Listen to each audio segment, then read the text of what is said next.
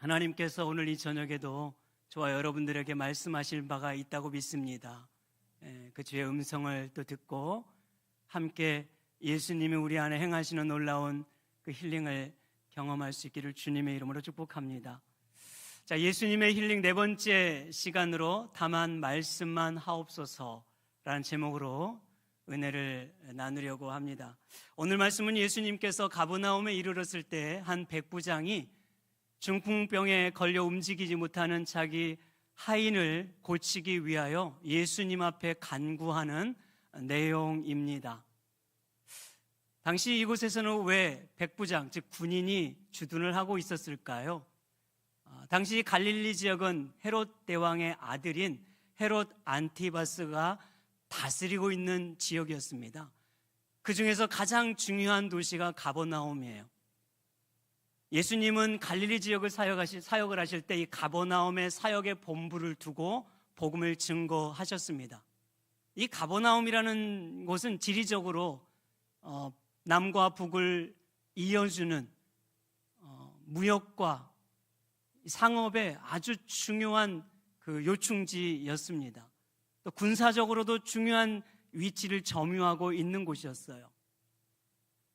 그래서 당시 로마는 백인대, 즉 100명의 그 군인들로 구성되어 있는 이 백인대를 이 가버나움에 주둔을 시키고 그곳의 치안을 관리하며 세금을 징수하는 역할을 감당하게 했던 것이지요.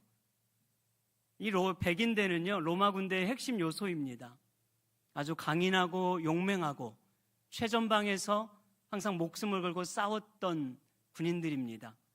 그러니까 이 백인대 백부장은 아무나 할 수가 없는 거예요. 정말 황제를 위해서 목숨을 걸고 생명을 걸고 충성을 각오한 사람만이 할 수 있었던 자리였습니다. 그래서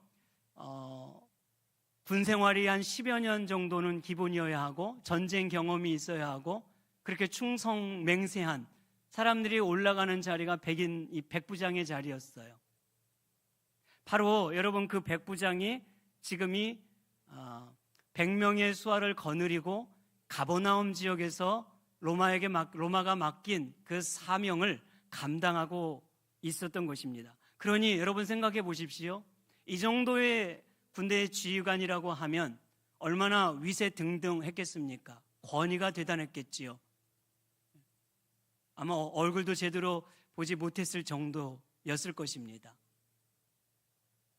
인상도 험악했을 가능성도 있고, 그러니 그곳에 사는 거주민들은 항상 이 백부장의 눈치를 살펴야만 하는 거죠. 뒷주머니로 뇌물을 주면서 잘 봐달라고 하는 그 시대에 자연스러운 그런 문화가 형성되어 있기도 했던 것이지요. 바로 이 백부장이 자신의 하인의 병을 고치어 달라고 예수님 앞에 나와서 간구하고 있는 장면이 오늘 본문의 내용입니다. 여러분, 당시 하인이라고 하는 것은 노예입니다. 그 당시에는 노예가 아주 보편화되어 있었죠. 전쟁의 포로들이 노예가 됐거나 아니면 빚을 갚지 못해 노예로 끌려왔거나 어떤 이들은 가난과 굶주림을 견디다 못해 노예를 자처한 이들도 있었어요. 그러면 노예 상인들은 발가벗긴 채 몸 상태를 확인하고 값을 먹입니다. 그리고 경매에 붙여요. 그렇게 사고 팔았던 대상들이 노예였단 말이죠. 그 시대의 노예라고 하는 것은 인간의 생명과 존중을 정말 인정하지 않는, 물건보다 더 못한 물건 값으로 치부받았던 시대란 말입니다. 여러분, 글래디 에디터라는 영화를 보셨을 것입니다. 그 영화를 보면 한 사람의 목숨이 엄지손가락에 달려 있어요. 엄지손가락. 혹시 기억하십니까? 엄지손가락을 올리면 사는 거예요. 내리면 죽는 거랍니다. 노예의 생명이 엄지손가락에 달렸을 정도의 시대란 말이지요. 그래서 여러분 그 시대에는 노예가 병이 걸리면 그 병을 고치기 위해 드는 비용보다도 건강한 노예를 사는 것이 더 저렴했어요. 다 그렇게 했습니다. 그러니 지금 이 백부장도 노예가 병이 들었다고 해서 자기의 돈을 들여 고칠 이유가 전혀 하등의 이유가 없는 거예요.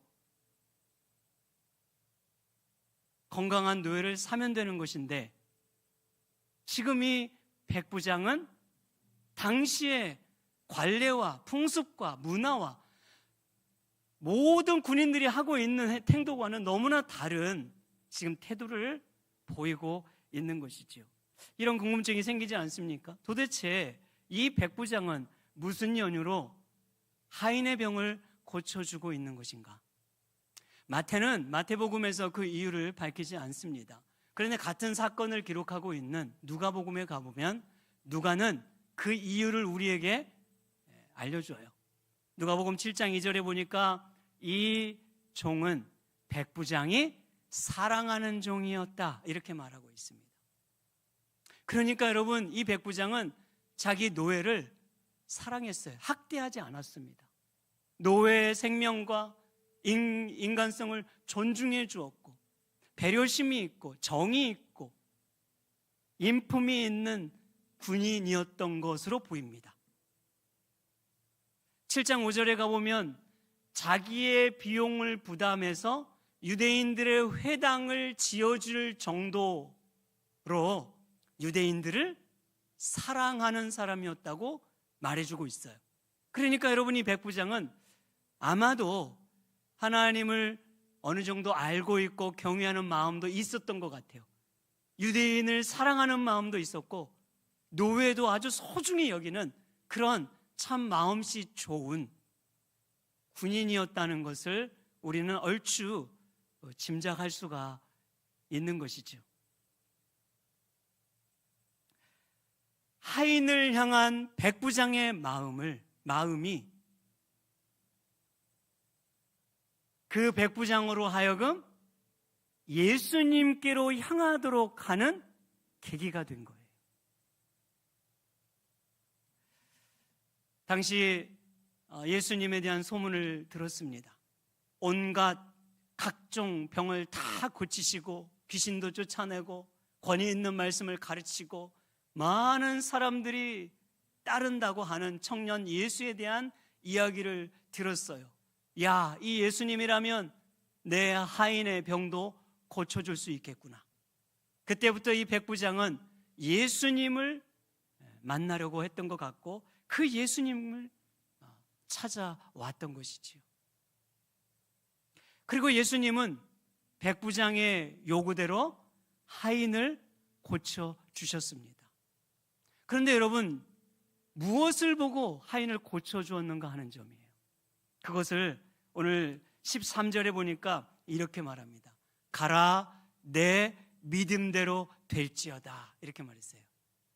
예수님이 백부장의 하인을 고쳐주었던 이유는 다름 아닌 백부장의 믿음을 보고 이렇게 말하는 겁니다.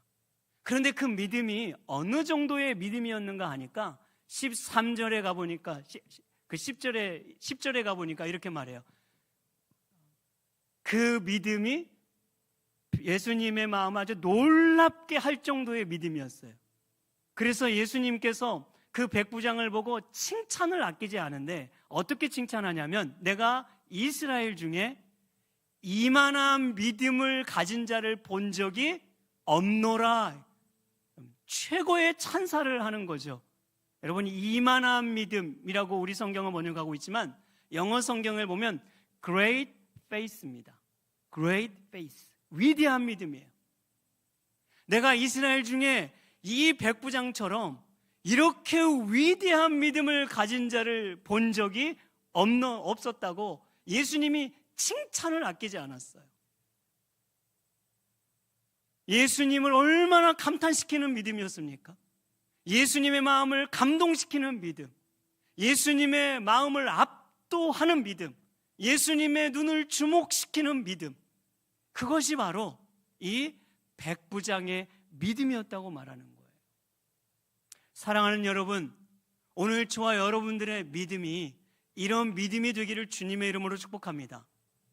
여러분, 우리의 믿음이라고 하는 것은 우리의 믿음의 대상인 예수님께 울림이 돼야 하잖아요. 그게 진짜 믿음이죠. 나만 잘한다고 그게 좋은 믿음 아닙니다.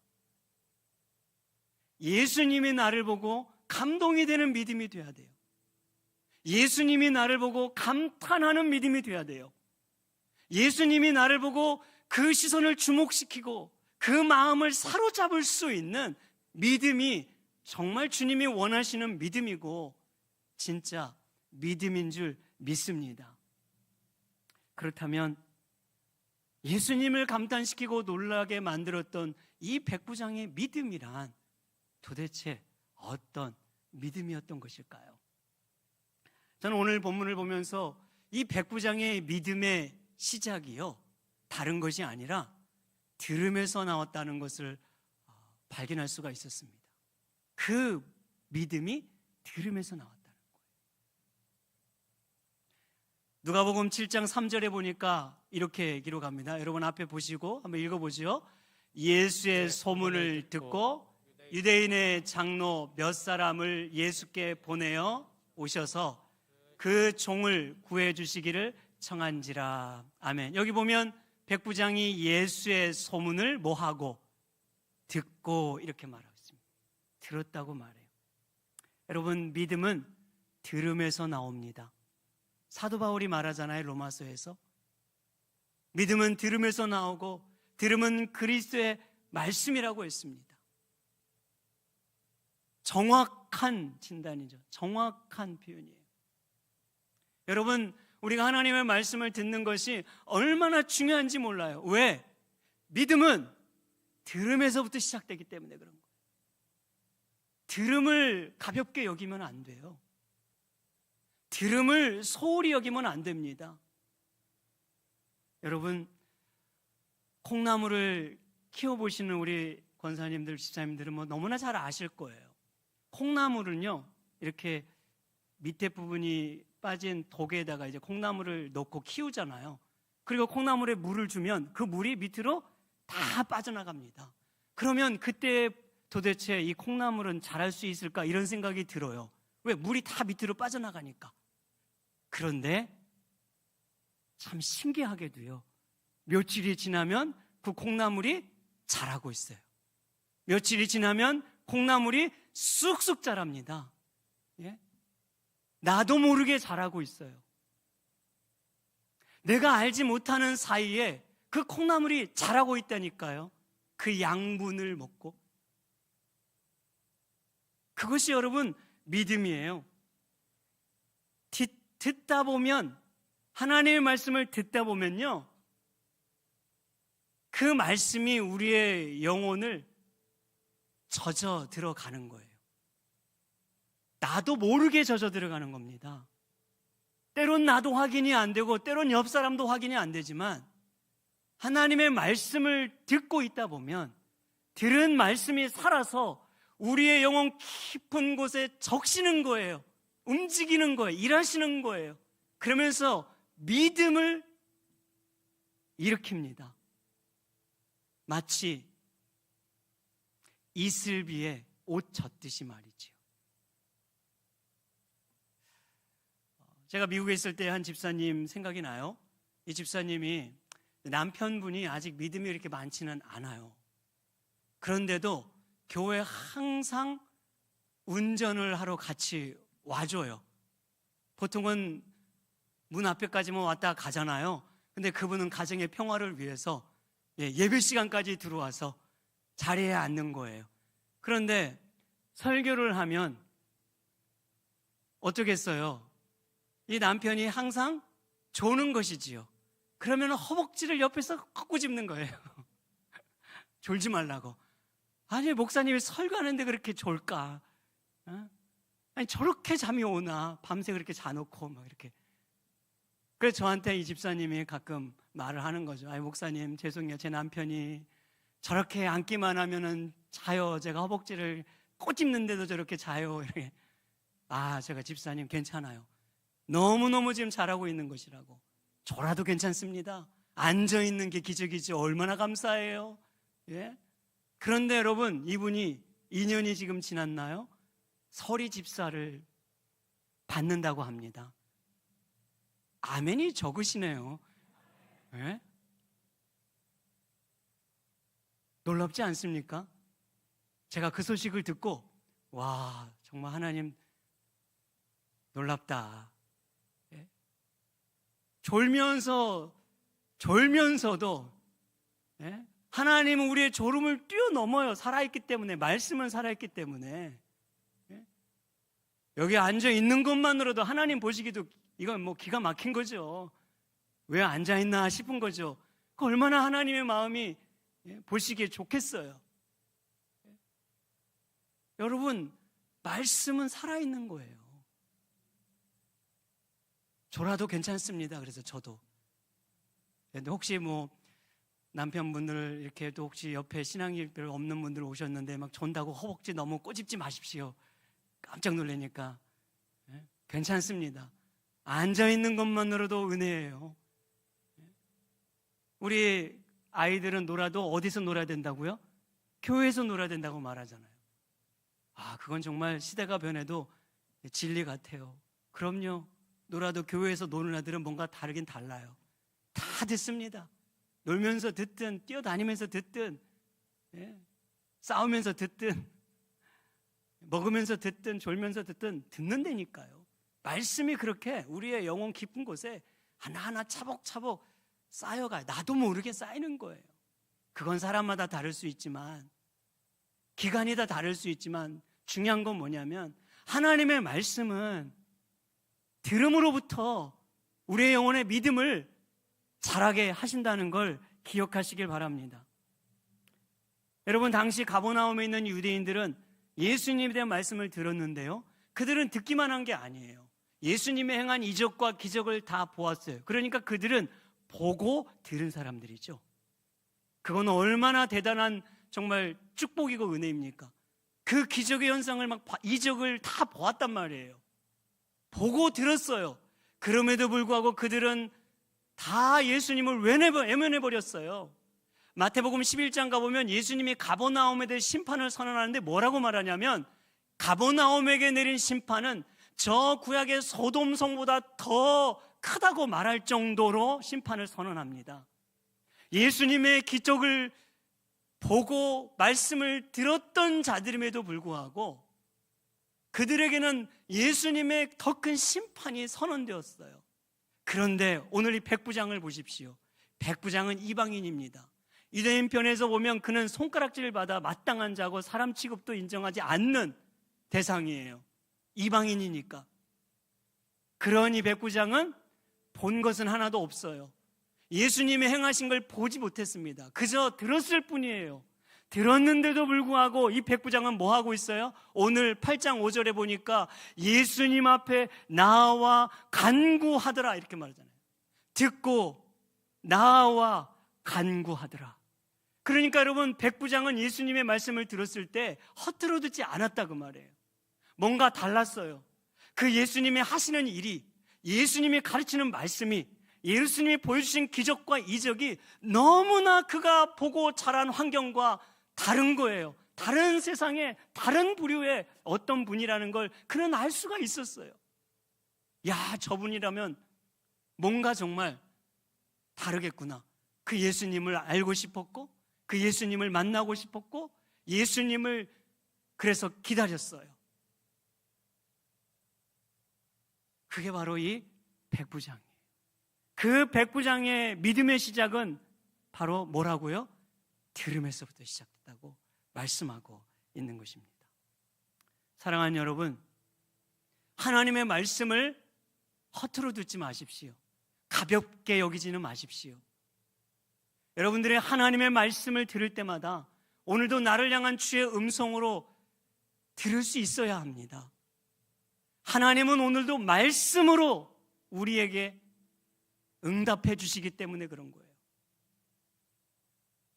하나님의 말씀을 들을 때마다 그 말씀이 여러분들의 마음을 사로잡고 여러분들의 삶을 압도시킬 수 있는 능력 있는 말씀으로 들을 수 있기를 축복합니다.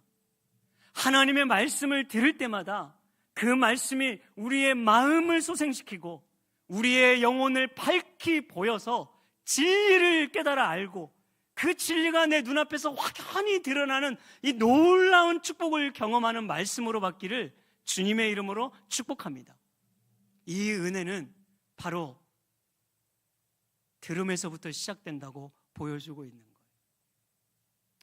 그런가 하면 여러분, 이 백부장은 그 들음으로부터 겸손한 태도로 나아가고 있다고 우리에게 말씀하고 있는 겁니다. 오늘 8절에 보니까 백부장이 이렇게 말하고 있어요. 8절 보시죠. 같이 읽습니다. 시작. 백부장이 대답하여 이르되 주여, 내 집에 들어오심을 나는 감당하지 못겠사오니 다만 말씀으로만 하옵소서. 그러면 내 하인이 낫게 싸움나이다. 아멘. 자, 여기서 보면 이렇게 기록하고 있습니다. 백부장이 대답하여 이르되 주여, 내 집에 들어오심을 나는 감당하지 못하겠사오니, 이렇게 말했어요. 이 감당하지 못하겠사오니 우리가 눈여겨봐야 할 표현입니다. 한국어 번역은 잘 어감이 안 오지만 영어에는 좀 더 이게 분명하게 의미가 다가와요. NIV나 ESV 보면은 영어는 이렇게 나옵니다. I'm not worthy예요. 나는 가치가 없다, 이런 말이에요. NASB를 보면은 뭐라고 나오냐면 I do not deserve, 이렇게 나옵니다. 나는 자격이 없는 자다, 이런 말이에요. 그러니까 이 말을 이렇게 번역할 수가 있는 거죠. 주여, 주님이 내 집에 들어오심을 저는 가치도 없는 자고 감당할 자격도 없는 자입니다 라는 고백을 하고 있는 겁니다. 그러면 여러분, 도대체 백부장은 어떻게 이런 고백을 할 수 있는 것일까요? 당시 유대인의 문화는 어떤 문화냐면 이방인들과 교제를 금지하는 문화란 말이죠. 왜? 이방인들은 유대인들의 시선에서는 선택받지 못한 자들이기 때문에. 그런 관습과 문화를 백부장은 분명 잘 알고 있었을 것입니다. 그런 면에서 보면 이것은 예수님을 향한 백부장의 사려 깊은 배려처럼 보여요. 그런데 여러분 보십시오.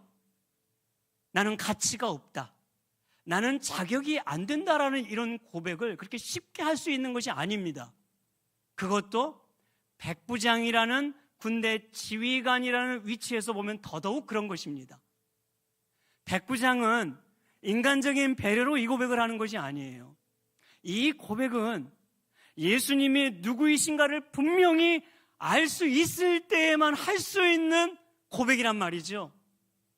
예수님 앞에서 백부장의 그 인간의 실존적인 것을 보고 하는 고백이라 이 말입니다. 예수님이 누구인지를 모르면 이런 고백을 할 수가 없어요. 나오지도 않습니다. 그러니까 무슨 말이에요? 백부장은 예수님이 누구이신지를 지금 분명히 알고 있었어요. 예수님의 권세를 알았어요. 예수님의 능력을 알았다고 우리는 볼 수가 있는 거죠. 그분은 통치자이심을, 예수님이 구원자이심을, 예수님만이 생명의 주가 되신다라는 사실을 말씀을 들음으로, 듣는 것만으로도 백부장은 지금 깨달았고 믿고 있었던 것이지요. 여러분, 그것을 어떻게 알 수 있습니까? 우리는 6절과 8절에서 백부장이 주님을 부를 때, 그러니까 이 호칭을 통해 알 수 있어요. 예수님을 부를 때 호칭을 뭐라고 말하냐면 주여라고 말합니다. 두 번이 반복돼요. 6절과 8절에서. 주여라는 이 단어는 영어로는 Lord 이렇게 하지만 이 헬라어로는 퀴리오스라고 합니다.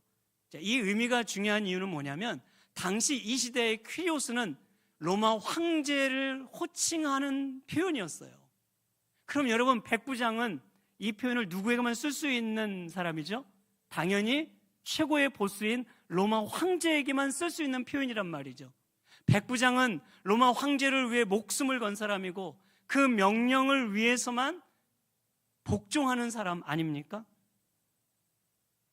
그런데 그 충성을 맹세한 이 군인이 백부장이요, 황제가 아닌 예수님에게 지금 이 표현을 쓰고 있는 거란 말이죠.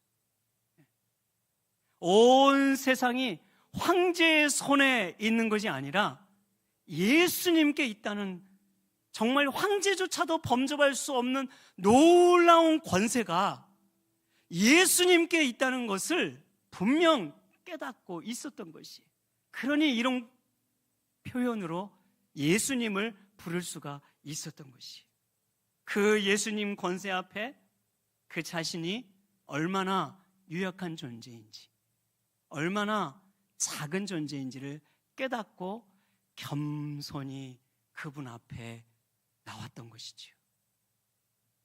이게 여러분 백부장의 겸손입니다. 겸손.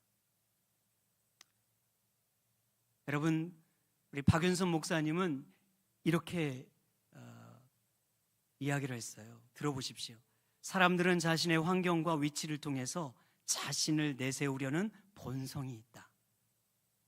왕으로서 겸손하기가 쉽지 않고 부자로서 방탕하지 않은 자가 많지 않으며 군인으로서 포악하지 않은 자가 많지 못하다. 이렇게 말을 했습니다. 그럼 보십시오. 이 백부장은 100명의 수하를 거느리는 지휘관으로서 아주 강인하고 힘이 있고 권위가 있고 어떤 면에서 포악할 수 있는 그런 사람임에도 불구하고 그는 지금 예수님이라는 그 존재 앞에 그 모든 자신의 것들을 내려놓고 겸손히 나왔다고 말하고 있는 거예요.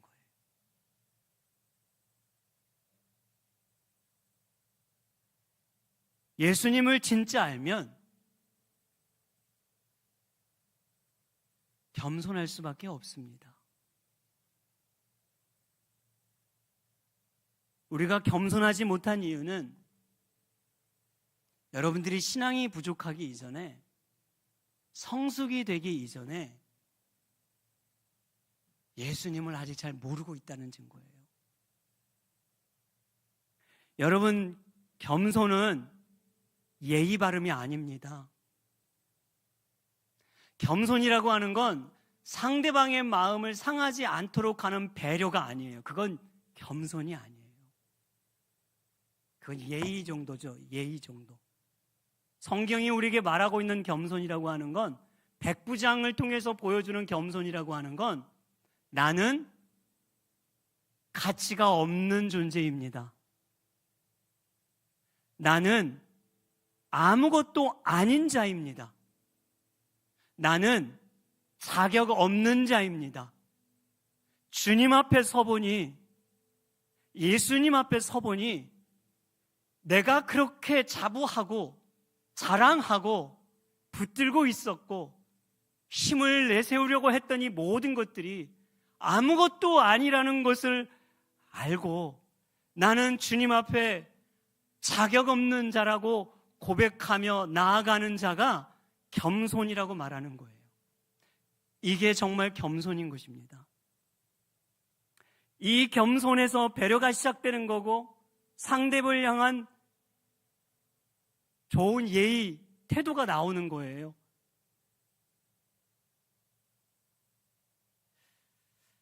사랑하는 여러분, 우리는 더 많이 겸손해져야 되지 않습니까? 벼는 익을수록 고개를 숙인다고 했습니다. 우리는 어떻습니까? 신앙이 이제 5년밖에 되지 않았습니까? 그래, 이해할 수 있습니다. 교회 나온 지 10년밖에 되지 않았습니까? 제가 거기까지도 이해할 수 있을 거. 그래, 조금 더 넓은 마음으로. 자, 15년 되신 분, 예수 믿은 지 20년 되신 분, 예수 믿은 지 30년 되신 분, 우리는 정말 주님 앞에 겸손하기를 애쓰고 있습니까? 우리 자신을 돌아봐야 하는 거예요. 이방인 백부장이라는 이 한 사람,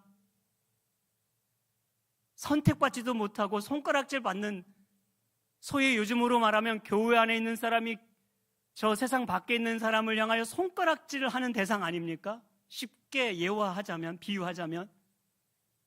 그런데 주님은 저 세상 밖에 손가락을 받는 그들을 통하여 오늘 우리에게 겸손이 뭔지를 지금 보여주고 있는 거잖아요.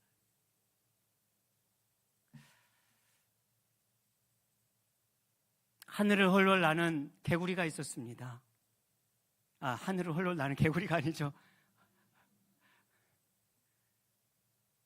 하늘을 헐헐 날고 싶어 하는 개구리가 있었습니다. 하루는 독수리에게 찾아갑니다.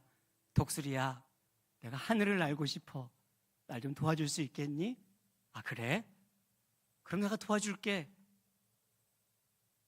그러면 내 발에 끈을 묶을 테니까 너는 그 끈을 물어. 그럼 내가 나를게. 그리고 개구리가 끈을 물고 드디어 독수리가 하늘을 나릅니다. 우와, 정말 세상 처음으로 개구리가 하늘을 나니 얼마나 정말 이건 기분이 째지겠습니까? 너무 좋은 거죠. 그때 밑에 지상에서 보고 있던 개구리들이 우와, 대단하다, 대단하다. 도대체 누가 그렇게 기막힌 아이디어를 낸 거야? 그때 그 순간 우쭐해진 이 개구리가 내가 그랬어. 자, 개구리의 결말이 어떻게 됐을까요? 추락했다는, 그죠? 내가 그랬어 하는 순간 추락하지 않습니까? 끈을 물고 있으니까.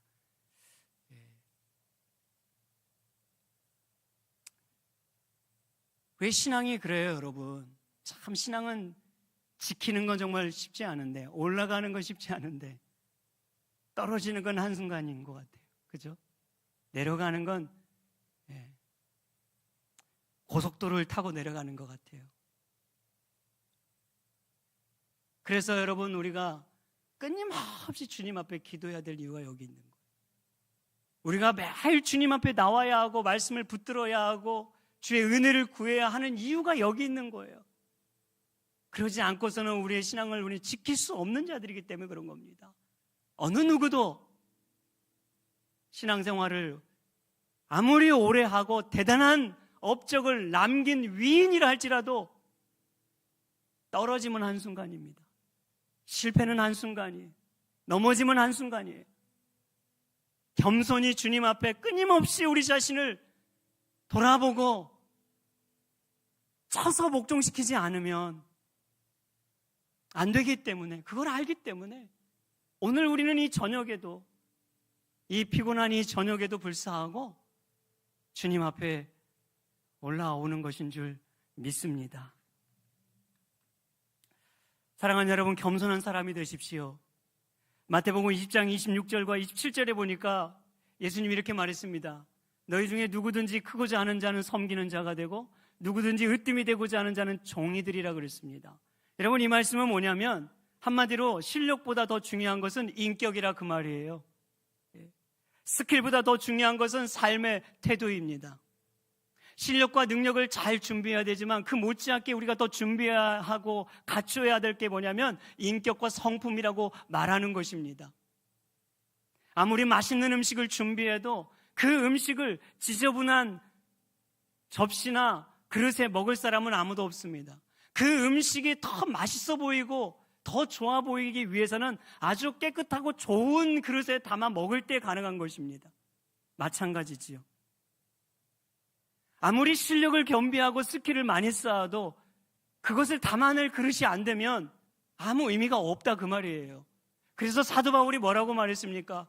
세상 앞에서 금그릇 되는 거, 은그릇 되는 거 중요하지 않다. 내 앞에서 깨끗한 그릇이 되면 된다. 깨끗한 그릇이 중요한 거예요. 그래서 여러분, 여기 우리 교육부, 중고등부, 청년부, 주일학교도 있지만 여러분 기억하십시오. 실력과 스킬 중요합니다. 열심히 공부해야 됩니다.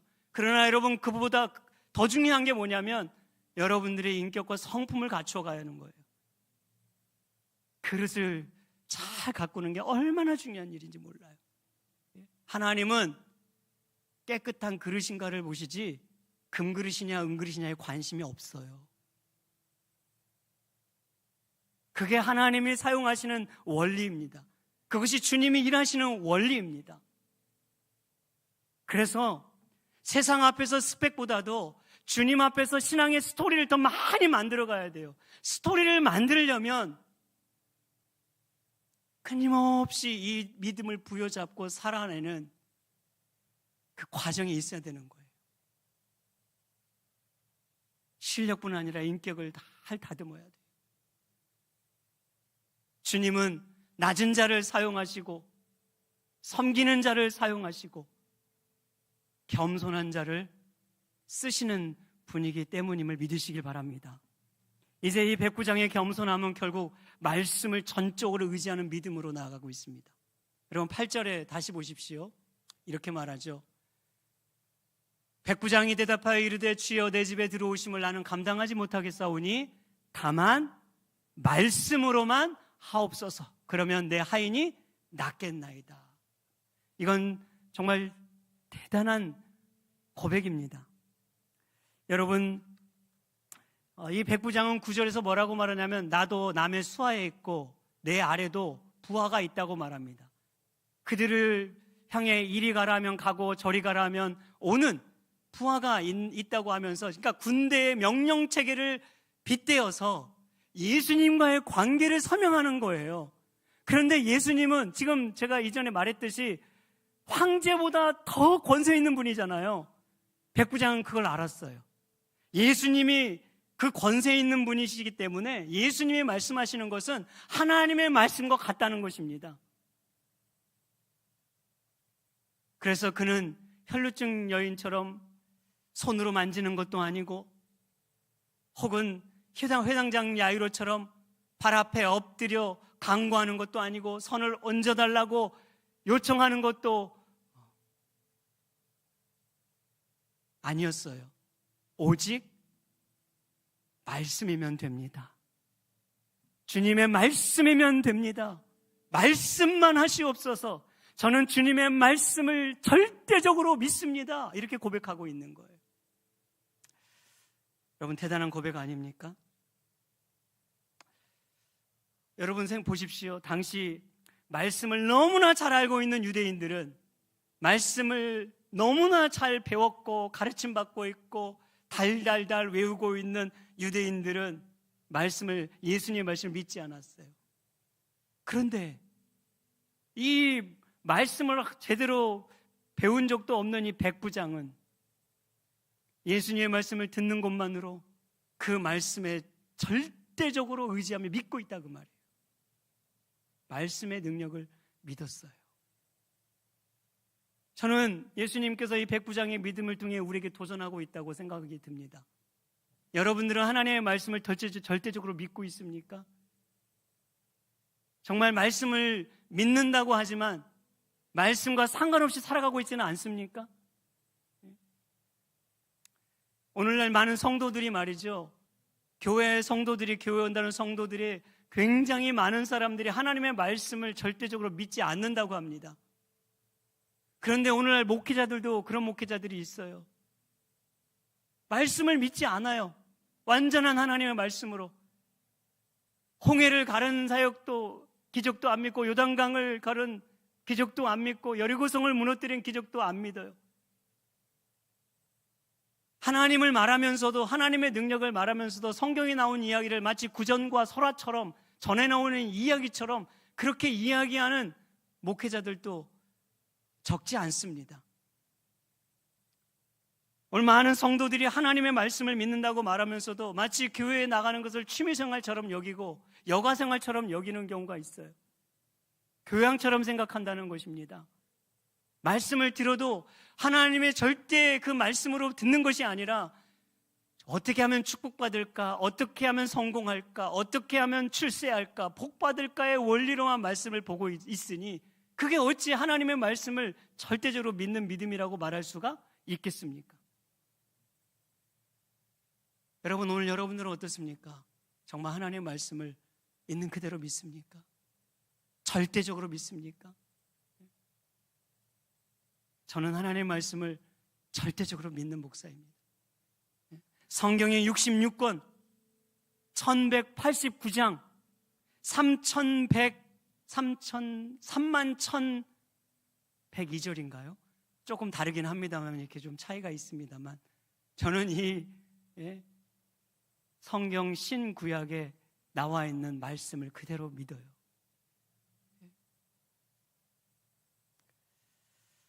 사랑하는 여러분, 오늘 우리 시대는 여러분 뭐가 문제라고 생각합니까?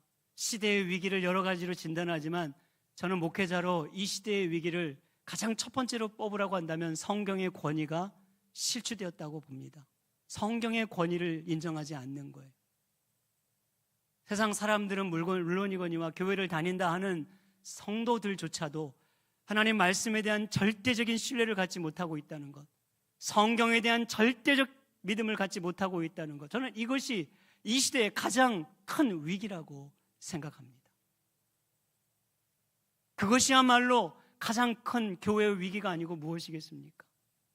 우리가 아무리 기도를 많이 하고 아무리 예배를 많이 드리고 아무리 신앙생활을 열심히 한들 내가 듣고 있고 보고 있는 하나님의 말씀을 절대적으로 믿지 못한다면 그 신앙이 무슨 의미가 있겠어요? 무슨 능력이 있겠냐 그 말입니다.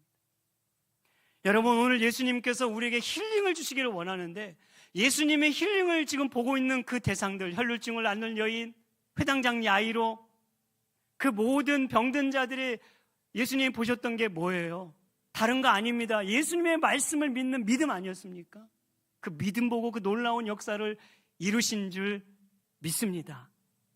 여러분, 이 믿음을 회복하기를 원합니다. 사람이 떡으로만 사는 것이 아니라 하나님의 입으로 산다는 이 말씀, 하나님의 입에서 나오는 말씀으로 사는 거예요. 우리의 사는 방식이 말씀입니다.